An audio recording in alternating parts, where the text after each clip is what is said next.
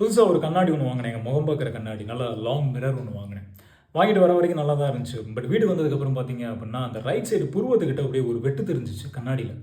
என்னடா கண்ணாடியில் அந்த இடத்துல வெட்டு தெரியுது அப்படின்னு சொல்லிட்டு ஒரு துணி எடுத்து அப்படியே தொடச்சி பார்த்தேங்க, வெட்டு போகவே இல்லை. அந்த துணியை நல்லா தண்ணியில் முக்கி எடுத்துகிட்டு புழிஞ்சிட்டு திருப்பி தொடச்சி பார்க்குறேன், வெட்டு போகவே இல்லை. அதுக்கப்புறம் அப்படியே கவனிக்கிறேன், கண்ணுக்கு கீழே ரைட் சைடில் ஒரு மச்சம். என்னடா மச்சம் தெரியுது அப்படின்னு சொல்லிட்டு ஒரு ஒயிட் கர்ச்சீஃப், புது கர்ச்சீஃப் எடுத்து திருப்பி அந்த மச்சம் இருக்கிற இடத்த அப்படியே துடைக்கிறேன், கண்ணாடியில் போகவே இல்லை.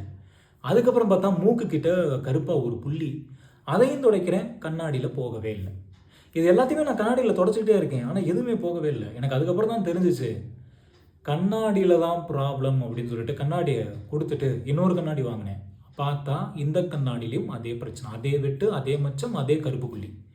எனக்கு புரியல, ஐயோ இவ்வளோ காசு கொடுத்து எல்லாம் பண்ணி இவ்வளோ செலவு பண்ணி எல்லாம் வேஸ்ட்டாக போயிடுச்சு அப்படின்னு.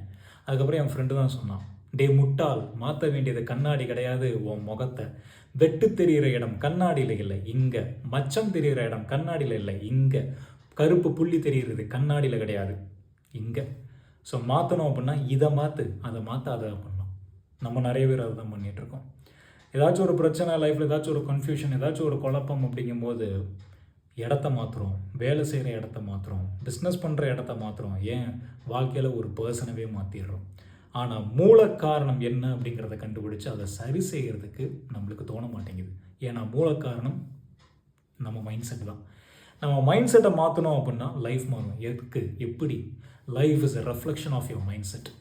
Life is a reflection of your mind set. இங்கே என்ன நினைக்கிறோமோ கண்டிப்பாக அதுதான் நடக்கும். உன்னுடைய வாழ்க்கை என்பது உன்னுடைய எண்ணங்களின் பிரதிபலிப்பு அப்படிம்பாங்க. இங்கே நல்லபடியாக எல்லாத்தையும் நல்ல இன்டென்ஷன் இருந்துச்சு அப்படின்னா அதே பேட்டர்ன் இங்கே ரெஃப்ளெக்ட் ஆகும். இங்கே நெகட்டிவிட்டி இருந்துச்சு அப்படின்னா அதே பேட்டர்ன் தான் இங்கே ரெஃப்ளெக்ட் ஆகும்.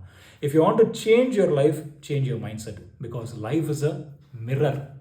உன்னுடைய வாழ்க்கை என்பது எண்ணங்களின் பிரதிபலிப்பு.